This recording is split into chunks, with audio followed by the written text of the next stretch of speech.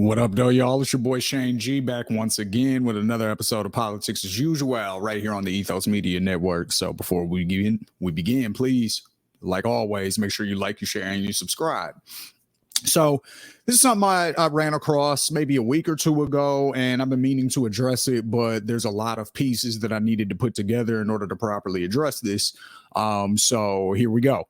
Now, one of our favorite radio hosts, Charlamagne the God, he's, in more recent times, I would say, in the past few years, when he got more into his mental health stuff and his therapy, and things of that nature, when that became more of the subject matter of his content, and he started speaking more openly about these things, he also seemed to, start speaking out politically more. And, from everything I see, he appears to be a lefty.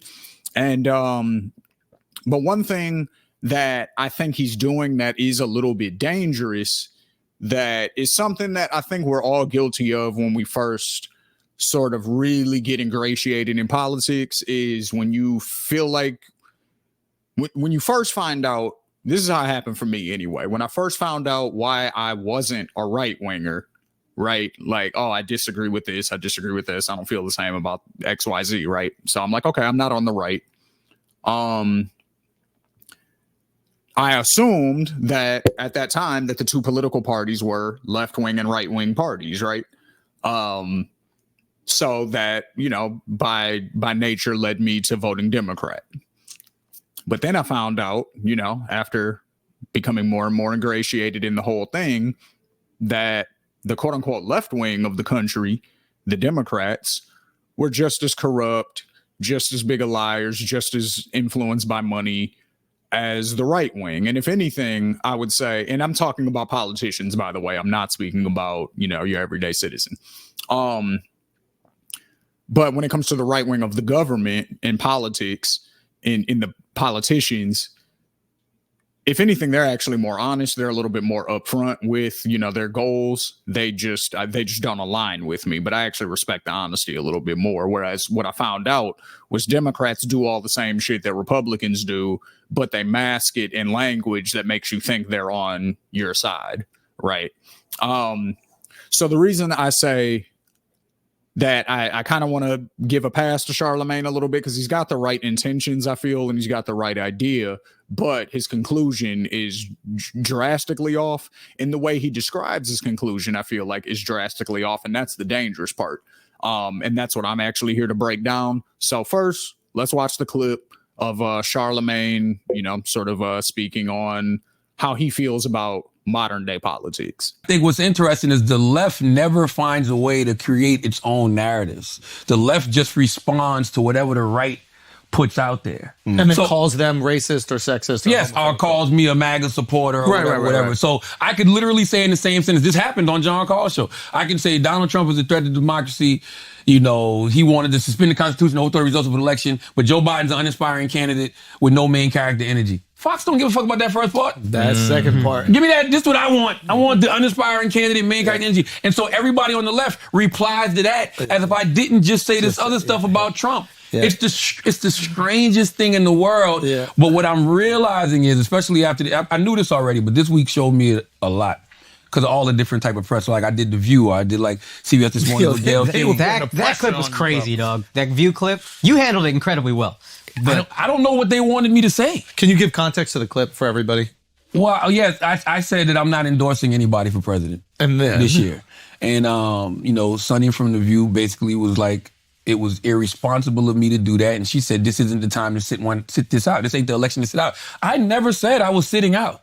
Yeah. Never once have I said I'm sitting out. Never once have I said I'm not voting. Mm-hmm. None of these things have happened. Yeah. All I'm simply doing is being critical of both parties. Which you should. And my interest this year one of my interests is preserving democracy. Right. So I'm going to vote for whoever I think can preserve, the democracy. But the Democratic candidates are so weak that their only hope is vote against It's Trump. So silly. That's all they have. But yo, I've told other personalities in media that y'all spend so much time talking about how bad Trump is. Yeah. You never tell me any of the good things that Biden is doing. Do it. And then you wonder why people say, well, what the hell is Joe Biden doing? Yeah. Or what the hell is Vice President Harris doing? Very true. I can't. Okay, so he said a lot there, and I want to respond to each thing for the most part. So let's start with his intentions on being critical of both parties. Yes, I'm with you. You have to be critical of both parties because that's what it is. Like there are theoretically two parties. You get what I'm saying? Like, but for the most part, it's just the establishment. You know what I'm saying? And I'm going to prove that later with some video. But for the most part, it's the establishment, and then there's everybody else. There's not really a right and a left wing anymore. You know, when it comes to the government, when it comes to our actual senators and representatives and the people in the White House, like there's not really a difference between the left and the right wing besides what they say. You know what I'm saying? Of course, Democrats are going to come out and be all pro LGBT. They're going to be pro, black and brown people. You know what I'm saying? They're going to be pro native. Rhetorically, they're going to say things that will make you think that, right? So that's what I mean. Whereas the right wing is a little bit, again, they're just a little bit more upfront and honest with how they feel. They're like, letting immigrants into the country dirties it up, and minorities are in the place they're in because it's just their fault. They don't work hard enough and they have bad culture. We want our military to be the strongest on earth, and we'll go anywhere and take over if we want to, because that's how we get down. Like, you know what I'm saying? They're way more upfront. Traditionally, at least since I've been alive, you know what I mean? I'll be 37 next month. So as long as I've been alive, that's essentially how it's been presented. Now, again, so I think he has the right idea by criticizing both parties because they are actually both horrible for your average American. With that said, the critiques that he uses are where I have the biggest problem, because you're not truly exposing to your audience how trash of a president and how trash really of a human Joe Biden has been this whole time. I feel like everything that we say about Trump, for the most part, as far as like character flaws and bad things that he did that resulted in negative outcomes for the country, all that's valid. You know what I'm saying? All that's valid. But the criminal narrative falls flat because Biden's a criminal. He's just not being charged for his crimes because they're in cahoots with the establishment, whereas Trump's were not. That's really the only difference. Paying off a stripper is not illegal. Or I'm sorry, a porn actress who you had sex with and paying her to stay quiet is not illegal in itself. You get what I'm saying? It was the way he paid her and the channels that he used and that type of shit. That's what they got him on. You get what I'm saying? Like, it wasn't the act in itself. It was how he went about it, just so we're clear. But with that being said, cool, that's a crime.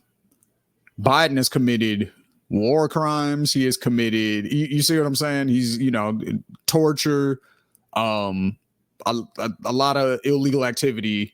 If you know anything about his son's deal over with the energy company that gave them all sorts of access to Joe Biden, that was all underhanded. Like, so if you know anything about these things, then you know that there was just plenty of illegal activity that the Biden family has been engaged in for years. So the criminal argument falls flat to me. The second argument that falls flat to me is, again, just saying that Trump would destroy democracy, and that's your critique of him. But then when you get to Joe Biden, you say he's uninspiring and he doesn't have main character energy. If you're saying that that's the problem with Joe Biden, then I have a big problem with what you're saying, because that negates all the damage he's done to this country the whole time he was in government. House of Representatives, Senate, all the positions he's held, vice president and now president. Like, he's done damage this whole time. And we're just going to review everything that he's, all the major things he's done. I don't know all the little tiny details and maybe small things that he did here and there, that could be viewed as positive. I'm talking about major things that overall impact how we live. You get what I'm saying? So, I want to start here, actually. I want to start with climate change, right? Because lefties in general are more in line with the climate change narrative. And, we are actually believe in saving the environment and, trying to do the right things to create a sustainable living situation for those who are going to come after us, right? Like that's kind of the whole idea behind climate change and wanting to do something about it. So let's talk about what Joe Biden did since he's been in office in regards to climate change. President Joe Biden. Sorry, wrong clip. Hold on, I got y'all. Diplomacy is the very best way forward for all sides. We both agree, including best for Russia, in our view. And we have made it very clear we're ready to continue talks in good faith with Russia. Germany has also been a leader in pushing de-escalation of tensions and encouraging dialogue through the Normandy format. If Russia invades, that means tanks or troops crossing the border of Ukraine again. Then there will be no longer a Nord Stream 2. We will bring an end to it. We will bring an end to it. There will no longer be a Nord Stream 2, which is the name of the Nord Stream pipeline. What happened shortly after that? I believe that pipeline was blown up, was it not? Now, they tried to say that Russia blew the pipeline up, but that doesn't make sense because Russia was transporting all of their energy to Germany using that pipeline, and I believe they were supplying as much as 30% of Europe's power. And so blowing that up would, be a financial catastrophe to Russia. So why would they blow up their own pipeline? That doesn't make sense. But you just heard Joe Biden say, if they invade Ukraine, we'll put a stop to it, is what he said. And then shortly after, the pipeline blows up. So who do you think did it?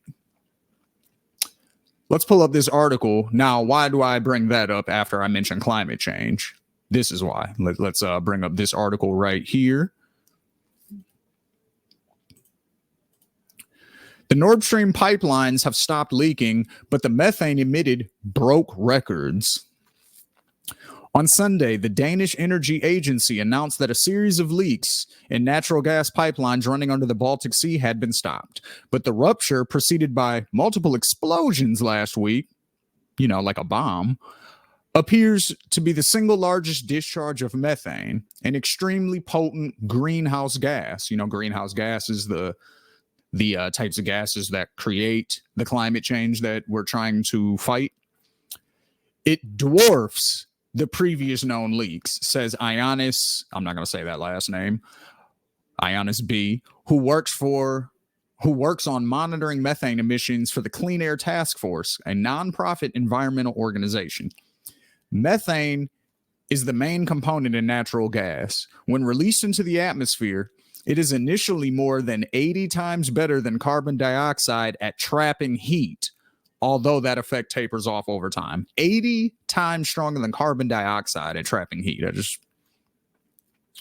The Nord Stream 1 and Nord Stream 2 were not actively carrying natural gas when explosions rocked the pipelines off of the coast of Denmark, though there was some gas in the lines. Russian President Vladimir Putin has accused the West of sabotaging the Russia-built pipelines, a charge vehemently denied by the United States and its allies. But didn't Joe Biden just say in that previous clip that we just watched, we will put a stop to it if he invades Ukraine? Okay. So the next thing that I want to discuss, obviously, because Joe Biden doesn't give a fuck about climate change, and neither does our United States government.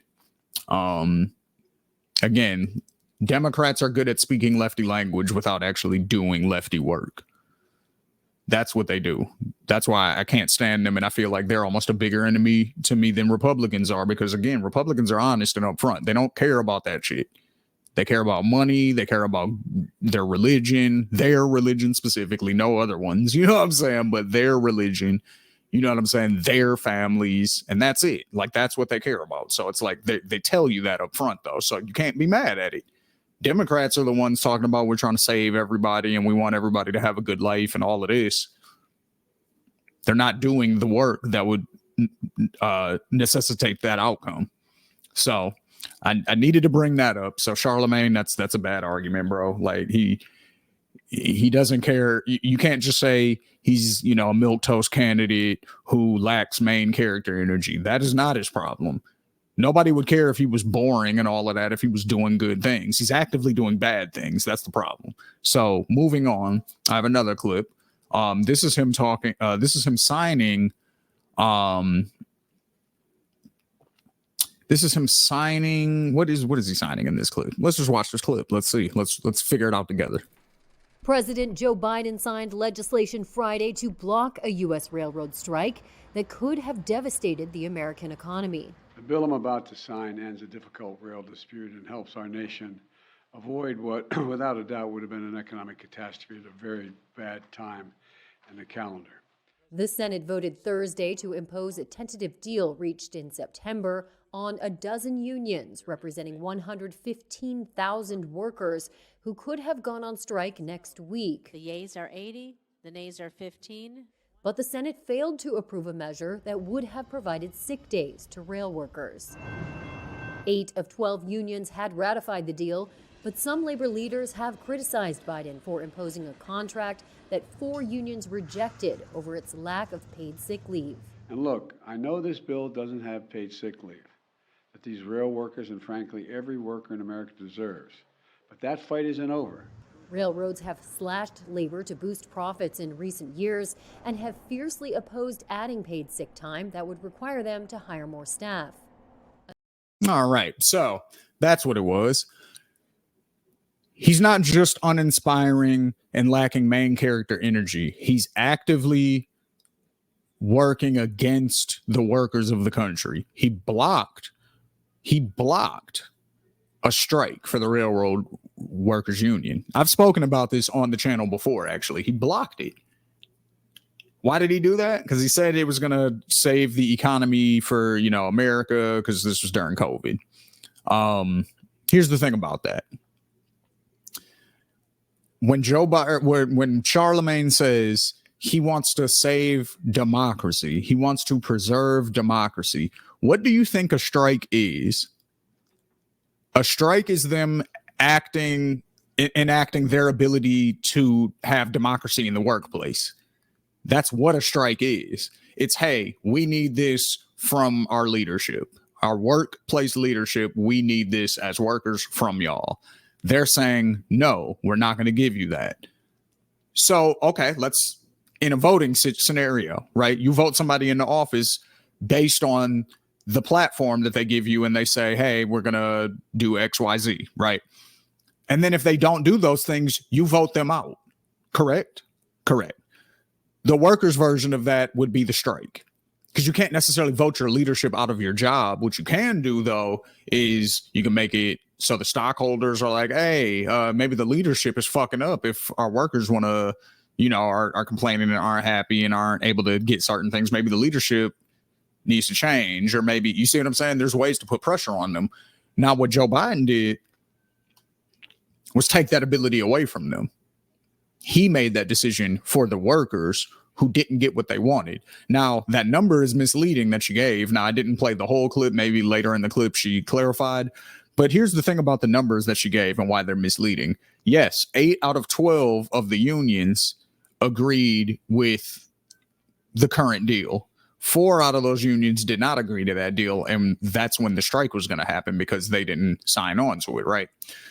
The 4 unions who did not sign on to it have way more workers than the 8 unions that decided this was cool. You get what I'm saying? There's not one union for all of the railroad workers. There were multiple unions, and the majority of the workers were in the 4 that didn't like the deal, which is when Joe Biden steps in, blocks their ability to go on strike, essentially forces them back to work. And, and people aren't in a position to quit their job, obviously, You see what I'm saying? So if you're not in a position to quit your job, you're going back to work. If you're not allowed to strike and get what you need, you got to just eat it at that point. You see what I'm saying? So he's not pro-democracy and he's not pro-worker, which is something that lefties say they care about. That's why I'm bringing this up, because these are things that lefties say they care about. They care about workers. They care about the environment. I just gave you two huge examples of how Joe Biden cares about neither of those things. Okay. Now, third thing, and this one is more so for minority communities or urban communities, but the crack speech that he gave on the Senate floor and how he was bragging about doing this, getting this bill passed with Strom Thurmond, actually. So let's watch the video, and then we're going to discuss who Strom Thurmond is, and then we're going to get into, I guess you can say, a little bit of conspiracy, but to me, it all ties together and it all makes perfect sense. So let's watch the video first, and then we'll come back, and I got another video to play for y'all. And you tell me what you think. But let's look at the facts. Since 1986, Congress has passed over 230 new or expanded penalties for drug and criminal offenses in this United States. 230 new penalties. And these penalties range from an automatic 5 years in jail for any person caught with a rock of crack cocaine, a piece of crack cocaine as small as a quarter. I don't have a quarter with me, but if you visualize what one looks like, yeah, I do have a quarter. If you have a piece of crack cocaine no bigger than this quarter that I'm holding in my hand, 1/4 of $1, we passed a law through the leadership of Senator Thurmond and myself and others, a law that says if you're caught with that, you go to jail for 5 years. You get no probation. You get nothing other than 5 years in jail. Let's pause it there for a second. Now, again, he's happy about this. He's bragging about this. He's saying this is a good thing. Think about that. 5 years in jail, and he's later going to say the judge does not have discretion to lower that sentence. It's automatic 5 years for a crack rock the size of a quarter. I don't know about y'all. I didn't know too many crack dealers growing up personally. There was a few around. I didn't know a lot of them, you know what I mean? Or the ones who I knew, they ain't let me know they was selling crack. You feel me? So there was only a few people I knew who were dabbling in the game like that, right? But let me just say, crack dealers typically are going to have more than 1/4 size stone on them at a given time. If they have their stash on them, you know what I'm saying, wherever they hide it at, it's going to be more than just a stone. That's an addict. If you just catch somebody with 1 stone, that's an addict. So you're locking up addicts for 5 years. So that's crazy to me. I'm not trying to get them any help. You know what I'm saying? 5 years, no rehab, no probation, no none of that. Just straight up lock you up for 5 years for getting caught for your first offense. You know what I'm saying? It doesn't matter. Doesn't matter what your history was. Doesn't matter if you ever did anything violent. Doesn't matter if you never did anything illegal other than smoke that crack. 5 years. For crack specifically, though. Now, if I got caught with a quarter size amount of powder cocaine, I don't go to jail for 5 years. Why do you think that is? Let's continue. Judge doesn't have a choice. Now, the fact of the matter is, we've gone from there all the way up to saying, under the leadership of Senator Thurmond, and I'd like to suggest that I take some small credit for it myself as well, and others, the presiding officer, that there is now a death penalty. And we passed it a couple years ago. If you are a major drug dealer involved in the trafficking of drugs and murder results in your activities, you go to death. I have a question about that. How do you determine that? How do you determine that the actions based on my drug dealing resulted in somebody's death? Through murder specifically, because that's what he said. He said, if you're a drug dealer and your dealings result in somebody getting murdered, what does that mean? He didn't say if you kill somebody, if you kill a rival because you're a drug dealer, or you kill somebody who tried to rob you because you're a drug dealer, or he didn't say that.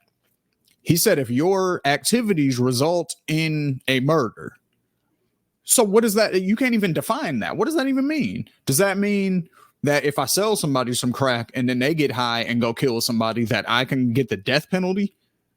Because technically then my dealings with that person would have resulted in a murder. Would it not have, if you follow that logic? So what does that mean? That's a weird thing to say. And a number of other severe penalties. We changed the law so that if you are arrested and you are a drug dealer, under our forfeiture statutes, the government can take everything you own, everything from your car to your house, your bank account, not merely what they confiscate in terms of the dollars from the transaction that you just got caught engaging in. They can take everything. Look at how happy he is about that. And think about the implications of that, right? We can take everything from you if you're found guilty of being a drug dealer in court. If you're guilty of selling drugs, we can take everything from you. And then he goes on to list what that means. He's actually clear about it on this one. He says we can seize your bank account, we can take your car, we can take your house. Now think about that. If I'm a drug dealer, my girl or my wife is not a drug dealer. She lives in this house too. If I go to jail and y'all are making my family homeless at that point, you're punishing my family for my sins. Is that not terrorism? Isn't that terrorism? When it's like, no, I have an enemy. I'm not going to just kill my enemy. I'm going to kill his whole family too.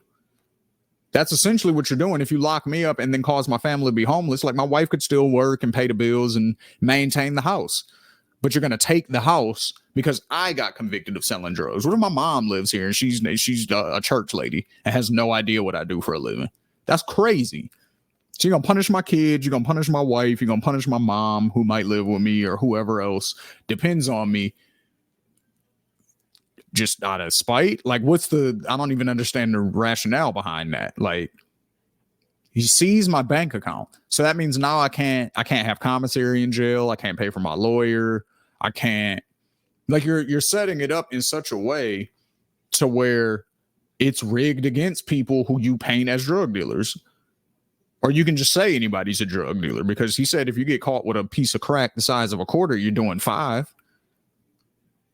So we're just labeling anybody a drug dealer at that point. So if we catch you and we say, yo, we think you're selling drugs or whatever, because you don't look like an addict, but we caught you with drugs, so we're going to throw dealing on this. You know what I'm saying? We already know the criminal justice system isn't fair. So all we got to do is say that you're a drug dealer. And now we get to take all your money, even the money you didn't make selling drugs. We get to take your house that your family lives in, and now they're just stuck. This is who Charlamagne is describing as lacking main character energy, as if that's his only problem. That's the problem I have with Charlamagne right now, or what he said. You see what I'm saying? Because let's tie this in even further, right? What else did he? You know what? He's got more to say. Actually, let's keep watching. We have laws in the last several years where we don't allow judges discretion to sentence people. Flat time sentencing. You get caught, you go to jail. Yeah, right there. So, okay. He's happy about that. He's proud of that. So this is what I mean. This is the stuff I'm talking about. Like, it's not just, oh, he lacks main character energy and he's Sleepy Joe or whatever the fuck. It's not that. There's way worse shit that he's been up to. And I brought you a modern example with the Nord Stream pipeline, how he blew that up and caused one of the biggest gas leaks possibly ever on record. And no, but he's pro climate change. Okay.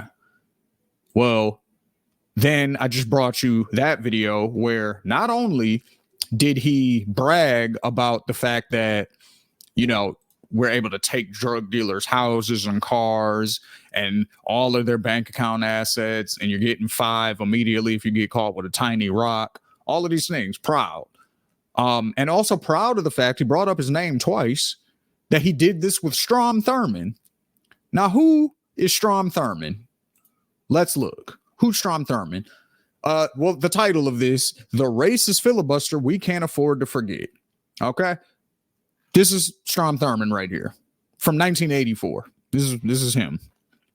Joe Biden's man's in him. So let's first talk about what a filibuster even is. A filibuster essentially is when somebody who is against a bill that's being presented on the floor for a vote essentially just talks and talks and talks and talks and talks and talks and just runs up time to such a degree that people will either not vote for the thing or they'll leave. It's a tactic to basically just make people go, you know what? All right, fuck it. I'll just do the thing so we can get up out of here. You get what I'm saying? It's one of those type of tactics. So let's discuss. So let's remember the filibuster from 1957, not for its length of time, but for what it represents. This filibuster was carried out for more than 24 hours to prevent the passage of the Civil Rights Act of 1957. It was the last stand by a group of senators who used the Senate rules to maintain a state of racial injustice that befell the United States for nearly a century. At precisely 8:54 p.m. on August 28, 1957, Senator Strom Thurmond began the longest continuous filibuster in United States history. A final stand against a tide of history that was overwhelming the forces of racism and white supremacy that dominated the South and Southern lawmakers in the U.S. Congress.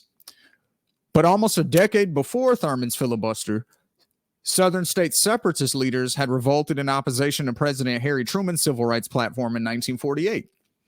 Democrats dubbed themselves Dixiecrats and spoke about taking back their country that was being turned into an unrecognizable dictatorship. All those Dixiecrats later became Republicans.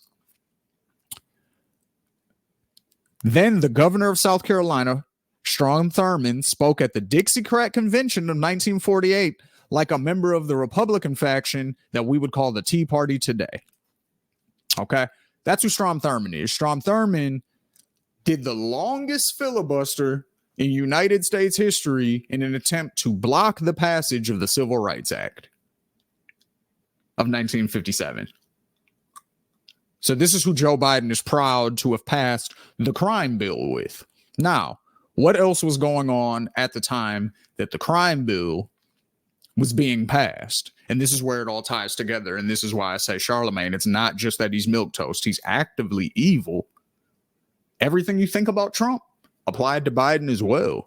That's what I'm saying. I'm not saying don't hate Trump. I'm saying don't focus all your energy on Trump, because what's going to happen is you're going to create a false impression of how good or bad Joe Biden is. He's terrible for the country, and we need to be actively speaking out against it, because at minimum, as a Democrat, I'm sure you would want a better candidate than Joe Biden. So just calling him, weak and all of this type of shit, like, not it, bro. Not it. So what else was going on at the time that the crime bill was passed? This. Every day people coming out talking to me. And I told you, that's when the CIA came down. The CIA came to my jail cell and interviewed me. The CIA, the OIG, Congress, Maxine Waters. I mean, it was like, fuck, I become a celebrity in jail. Like, they start treating me different. What did the CIA say to you in jail? What did I know about cocaine, being trafficked by the Contras, which, I didn't really know about the Contras. I knew Danilo. I don't know about no damn Contras. And I knew. You knew the guy who was supplying you. Yeah, that's all I know. I don't know if he was a Contra or if CIA informant, or I don't know none of that shit. I never cared. I'm an illiterate you 28, 30-year-old guy from South Central, never watched the news, and had heard about the Iran-Contra stuff, but that shit didn't mean nothing to me. Had no effect on South Central LA. You know what I'm saying? Right. I don't know that my prices and my drug quality depending on what happened over there. I'm not paying no attention to that. I'm just worried about, man, my drugs are going to get here on time. Is it going to be cheap? Is it going to be good?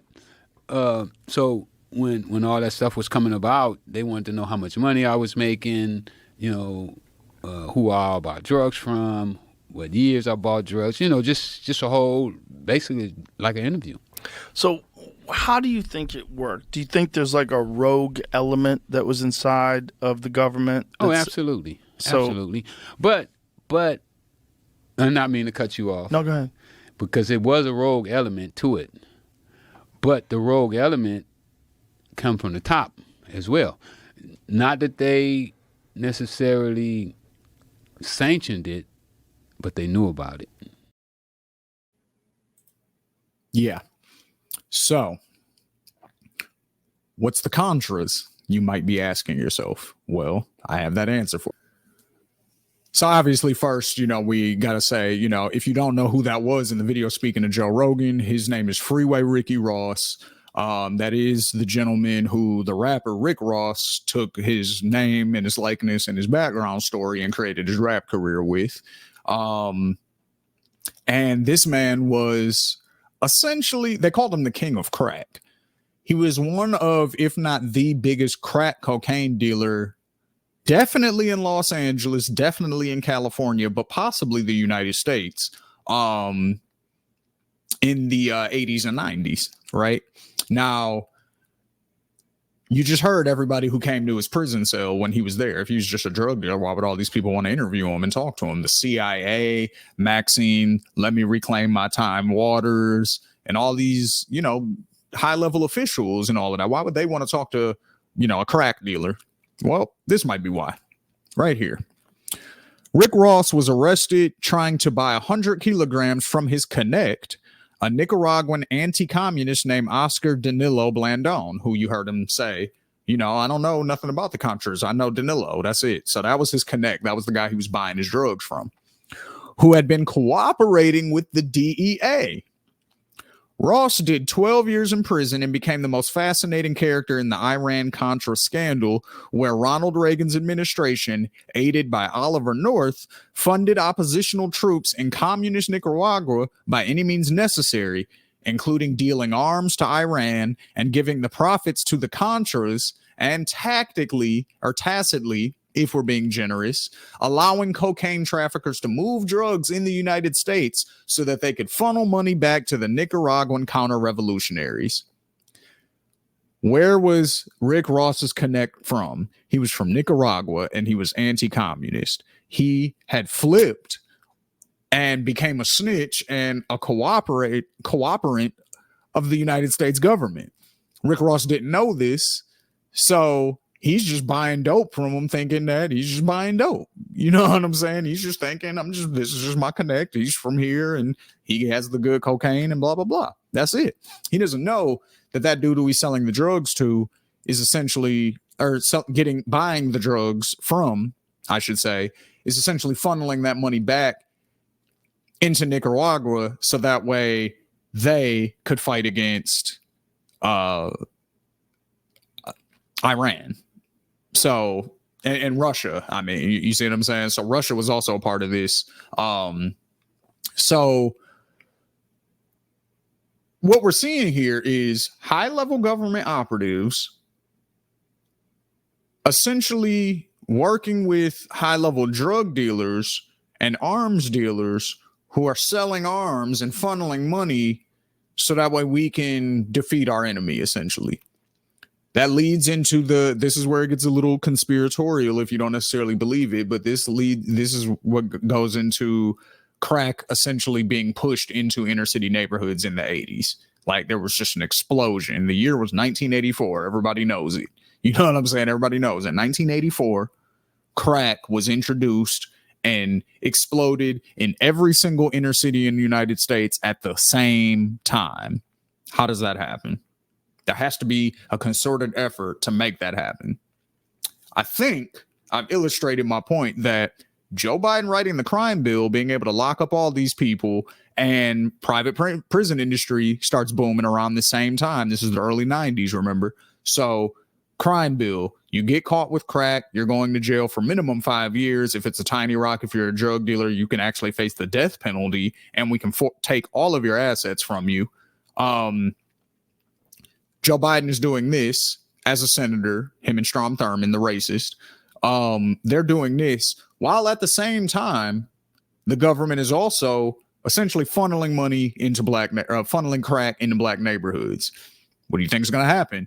If you give a bunch of people crack all at the same time, nobody knows what it is. They think it's just another form of cocaine. They don't realize like that you know what I'm saying? Like nobody knew what it was in 1984. So you do that, and then you also at the same time sign a bill that says, yo, we're going to lock everybody up for long periods of time that has crack. And private prison industry as well. So everybody that we lock up, people are actually going to make money off of that. So money is being made in all these ways. We're allowing you to sell drugs. We're allowing you to push arms. But we're going to lock you up for it. So we're going to get paid on that back end as well. I'm just saying, what does it look like to you? You see what I'm saying? So this is the issue I have with what Charlamagne said. You know, hopefully this all makes sense to everybody. Joe Biden is not just a soft, boring milquetoast candidate who lacks main character energy.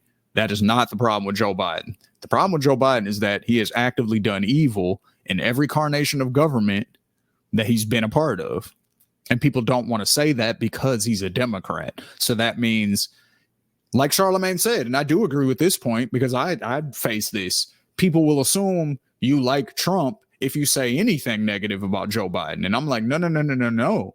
I don't like Trump I don't like Biden because of how similar he is to Trump on paper. I'm talking about what they do. I'm never talking about what they say.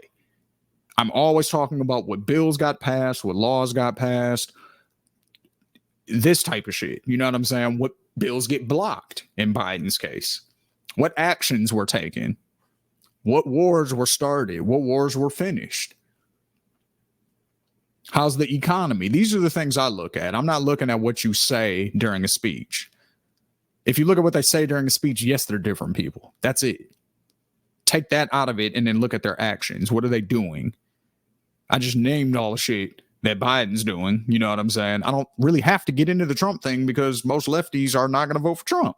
So I don't really have to talk about why he's a bad candidate and why he's evil and why everybody should vote the other way. Like, no, like everybody already kind of understands that. Anybody who actively wants to vote for Trump at this point, I feel like those people sort of have to see whatever they need to see for themselves before they're even going to budge. You know what I mean? So it's like, because he does sort of have a cult of personality. I will say that, you know what I mean? He does have sycophants.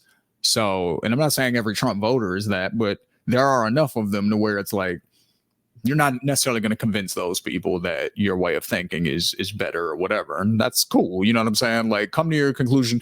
My show is more so directed at lefties who are almost focusing too much again on what the media would call the right wing. I think you should focus on the right wing, but that includes the Democrats at this point. That includes anybody who's pro-war. You know what I'm saying? So MSNBC, you know what I'm saying? If they're team Israel right now, if they're team Ukraine, trying to keep this war going and all that type of shit, that's right-wing shit. You know what I'm saying? Like, I'm not saying that's conservative shit. I'm not saying that's, you know, your Republican voters' way of thinking. I'm saying that's right-wing shit.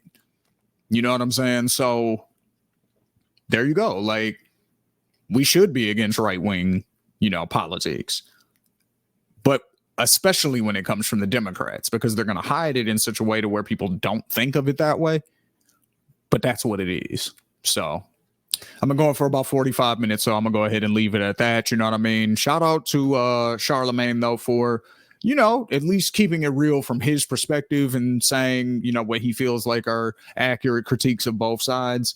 I just wish he would go a little bit further when it comes to his critiques of the Democrats, because that's the only way they're either ever going to get better, or the only way that enough people will wake up to where we can actually have a viable third party or a viable third option. Because right now the problem is not enough people feel like that's possible, but you have to. It can never happen unless people try. So for me, and also just one last thing, actually, and this goes to Sonny from The View, who said, "Oh, you can't sit this one out. This is the most important election ever." Here's the thing with that. Y'all say that about every election. At some point, it loses its sting. You know what I'm saying? You can't say every election is the most important election of our lifetimes, because I know you're just going to say that shit again in another 4 years. Like, that tactic of trying to get people to vote doesn't work. If anything, you should be upfront with people. What I tell people is vote for everything on the down ballot. Like, go vote. For sure, go vote. I don't care if you vote for president. I don't care if you write somebody's name in. I don't really give a fuck about none of that. But if you vote for the down ballot stuff, that's what affects you locally. That's your state stuff. That's your city stuff. That's your district stuff. You want to vote for those things, because on the down ballot ticket items, a lot of times those are pass or fail, essentially, where it's as long as 50% of people vote for this thing, it'll pass. And there's nobody who can be like, "Oh no, we're not going to pass that now." It's a ballot initiative. You know what I'm saying? We're not voting for a person. We're voting for a thing, and we say we want this thing. So now, boom, it is what it is. That's why we got legal marijuana in a lot of these states. You know what I'm saying? That's how that happens, because we didn't have to depend on politicians going in and trying to pass it. It was just do y'all want it passed or no? If yes, then it's passed. You get what I'm saying? So stop with the whole, "This is the most important election of our lifetime. You can't sit this one out." That's some bullshit. You know what I'm saying? Until we get something different, I feel like everybody should sit out on the president part. Like, I don't think anybody should vote for president at all. You know what I'm saying? 0 votes for president. Vote for all the down ballot stuff. That's what I say. But with that, Shane G, Politics as Usual, Ethos Media Network. We'll catch y'all next time. Peace.